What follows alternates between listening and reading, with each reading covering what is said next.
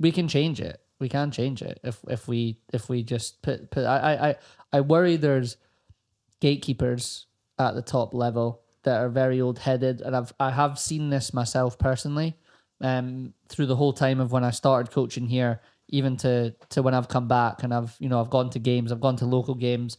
You listen to conversations that are being had. I speak to people that are managers and players, and it still has the same vibe to it that it did when I left here in 2012, 2011. And I'm like, how have we not shifted that, you know? I do want to flip on a positive note to maybe kind of like end on, though. Yeah.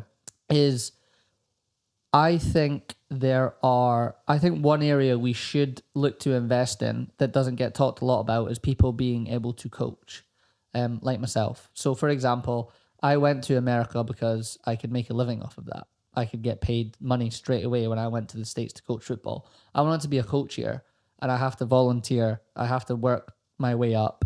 And what a lot of these guys are doing, a couple that I've had on this podcast, that have their own coaching businesses. That's their income, but they also want to be a coach. So they go and they're taking on managerial jobs, and they're able to almost volunteer their time because they have a business on the side. But speaking to them now, they've been doing it for a while, and they're like, I'm at an avenue where I need to pick here. So I want to continue to be this coach, and they're great coaches.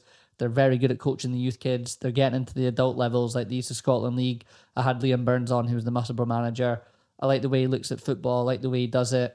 He's positive. He's open for change. He wants her to be changed. So there's guys out there like that, and I think coaching is, we have like the whole Largs thing, and everyone's like Mourinho talks about it. I think that would be an area to invest in, and trying to get people an avenue. These like younger guys that are coming through that are watching this style of football, probably now not so much in Scotland as we're saying, in England, in the Bundesliga, in Belgium, and bring that forth into the youth systems, and then eventually bring it to the top levels, Yeah, and coaching qualifications cost so much money. Yes. Yeah, it's really tricky. I don't know what the answer is. There's a lot of Scottish people who want to be involved in football professionally, and I think that's amazing. But we need to find a way of harnessing that positively and benefiting the grassroots game, rather than it all being kind of volunteers, people doing it in their spare time. I would like to see probably some of the money that tends to go to the top of the game be redistributed to support grassroots clubs, to support grassroots coaches, because there is plenty of money still in Scottish football, but is it all going in the best places? And in terms of that coaching as well, you've obviously got things like performance schools and your kind of elite academies. There's a lot of resources that are focused on those. But if you're a child and you're not in that elite youth setup, yep, and you're in a more grassroots line, then are you going to get the same opportunities and the same level of coaching and support? The answer is no. But talent can come from anywhere, and talent can emerge later as well. It's not necessarily going to come through the elite academies, and a lot of the time it doesn't. Yeah.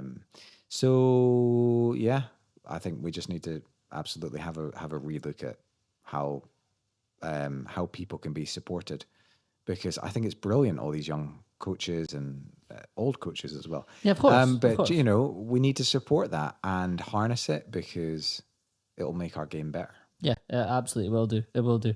And like I say, I've driven past sometimes, throughout my time here. There's a youth game on. I'm not gonna like name clubs, but like big clubs in the Edinburgh area and stuff like that. That are known for their youth systems, and I've got little cousins and stuff that have good football players that they get in that mix, and I go and watch. And unfortunately, the big problem with that stuff is a lot of the time is down to winning.